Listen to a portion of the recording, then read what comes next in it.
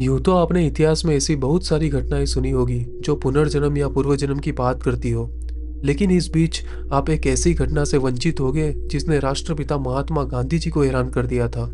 पुनर्जन्म एक ऐसा विषय है जो हमेशा से हमारे लिए जिज्ञासा का केंद्र रहा है। इससे जुड़ी कोई भी बात या तथ्य हमारे सामने आता है तो हमारे मस्तक में खलबली मच जाती है।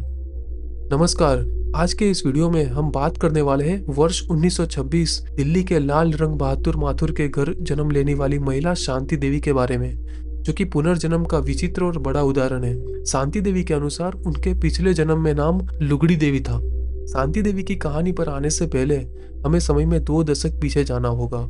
18 जनवरी 1902 को मथुरा शहर में चतुर्भुज चौबे और उनकी पत्नी जगती देवी के घर एक बेटी का जन्म होता है जिसे लुगड़ी नाम दिया गया। 10 साल की छोटी उम्र में उनकी शादी एक कपड़े के दुकान के व्यापारी केदारनाथ चौबे से हो जाती है। लुगड़ी देवी का पहला बच्चा मृत पैदा हुआ, लेकिन 24 सितंबर 1924 को लुगड़ी देवी ने आगरा के एक सरकारी अस्पताल में एक स्वस्थ बच्चे को जन्म दिया जिसका नाम नवनीत लाल रखा गया। लेकिन बच्चे को जन्म देने के बाद 9 ही दिन में 4 अक्टूबर 1924 को मात्र 23 वर्ष की आयु में जटिलताओं के कारणवश उनकी मृत्यु हो जाती है। अब आते हैं शांति देवी जी की वो पुनर्जन्म की कहानी जो तथ्य से भरी हुई थी। शांति देवी जी जब 3 साल की थी वो कुछ भी गुनगुनाती नहीं थी, लेकिन जब वो 4 साल की हुई उसने क्लेम करना शुरू कर दिया कि वो जिस घर में रह रही है वो उसका घर नहीं है। उसका घर दिल्ली से 160 किलोमीटर दूर मथुरा में है। और साथ ही में वो अपने पति और अपने बच्चे के बारे में भी बात करने लगी।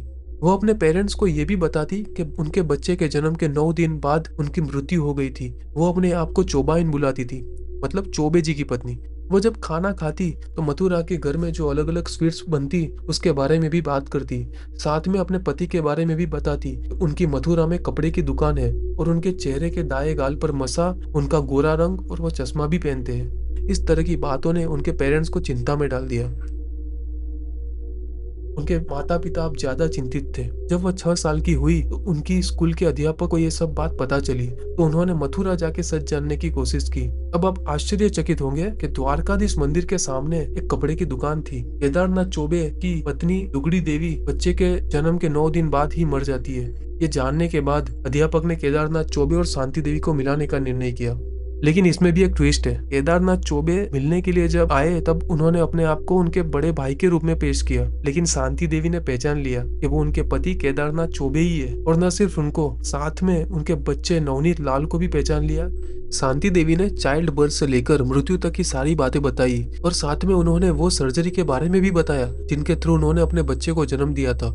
दोस्तों, एक इतनी छोटी बच्ची इतनी डिटेल्स में ये सारी बातें कैसे कर सकती है? ये सब बातें सुनकर सारे लोग हैरान थे। अब केदारनाथ और संतुष्ट होने के लिए शांति देवी से पर्सनली बात करना चाह रहे थे। उन्होंने शांति देवी से ये भी पूछा कि उनके आखिरी सालों में उन्हें अर्थराइटिस की प्रॉब्लम थी तो उन्होंने बच्चे को जन्म कैसे दिया। तो शांति देवी जी ने दोनों के बीच हुए इंटरकोर्स की बात बताई और साथ में उन्होंने ये भी बताया कि उनके मृत्यु के वक्त उन्होंने जब केदारनाथ को दूसरी शादी के लिए मना किया था फिर भी उन्होंने दूसरी शादी क्यों की। ये सब सुनने के बाद केदारनाथ चौबे मान लेते हैं कि शांति देवी ही उनकी लेट वाइफ लुगड़ी देवी है। शांति देवी जी की स्टोरी अब इतनी फेमस हो रही थी कि सारी मीडिया और रिसर्चर्स इन्हें कवर करना चाहते थे। और हो भी क्यों ना, वो 1930s का टाइम था जब भारत अपनी फ्रीडम की लड़ाई लड़ रहा था और चारों ओर से बुरी खबरें आ रही थी, लेकिन ये कोई नेगेटिव न्यूज नहीं थी। इसलिए ये न्यूज आग की तरह फैल गई। ये बात गांधी जी के कानों तक पहुंचती है और इवन गांधी जी भी क्यूरियस थे। गांधी जी जब उनसे मिले तो ये स्टोरी को सच साबित करने के लिए उन्होंने 14 लोगों की कमेटी बनाई जिनमें नेशनल लीडर्स, मीडिया पीपल और इन्फ्लुएंसर्स लोग शामिल थे।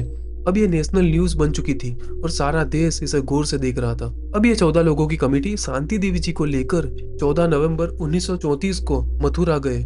मथुरा स्टेशन पर उतरते ही उन्होंने एक अनजान व्यक्ति को आइडेंटिफाई किया। उन्होंने बताया कि वो उनके जेठ है और वो केदारनाथ चौबे के बड़े भाई बाबूराम चौबे ही थे। सारे ही लोग हैरान रह गए।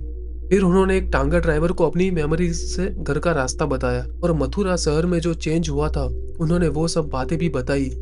आप सुनकर हैरान होंगे कि ये सारी बातें बिल्कुल सच थी। घर के नजदीक पहुंचते ही उन्होंने एक बूढ़े व्यक्ति के पैर छुए जो कि उनके ससुर थे।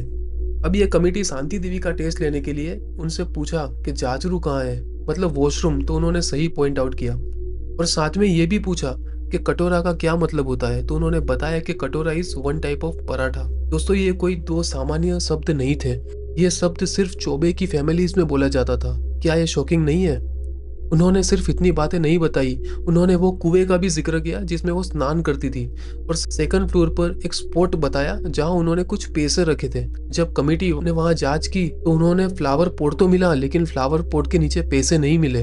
अब शांति देवी जी ने कमिटी को इंसिस्ट किया कि वो ठीक से जांच करे। तब केदारनाथ चौबे ये कन्फेस करते हैं कि लुगड़ी देवी की मृत्यु के बाद उन्होंने वो पैसा वहां से निकाल लिया। ये सब शॉकिंग इवेंट सुनने के बाद जांच कमेटी यह निर्णय लेती है कि शांति देवी ही लुगड़ी देवी का रीबर्थ है। ये रिपोर्ट पब्लिश होने के बाद इसे दुनिया भर का अटेंशन मिला। पैरासाइकोलॉजिस्ट और स्कॉलर ने इस पर स्टडी करना स्टार्ट किया। काफी रिसर्चर्स ने माना कि ये कहानी सच है, जबकि कुछ क्रिटिक्स ने इससे सच मानने से मना कर दिया। इयान स्टीवसन, जो कि लीडिंग अथॉरिटीज है रीइंकार्नेशन स्टडी में, उन्होंने भी इस कहानी को सच माना। उन्होंने ये बताया कि इतनी सटीकता से पास्ट लाइफ की बातें बतानी इज नेक्स्ट टू इम्पॉसिबल, और ऐसा पहले कभी नहीं हुआ था। शांति देवी जी ने यह सब के बाद अपनी पढ़ाई कंप्लीट की। उन्होंने शादी नहीं की क्योंकि वो मान रही थी कि वो विधवा है, और उस वक्त विधवा शादी नहीं कर सकती थी। हमें इतिहास में ऐसे कई सारे पुनर्जन्म के किस्से मिलते हैं। पुनर्जन्म होता है कि नहीं होता है, इस तथ्य को शायद हम कभी न जान पाए। ये हमेशा से हमें विचलित करता रहा है।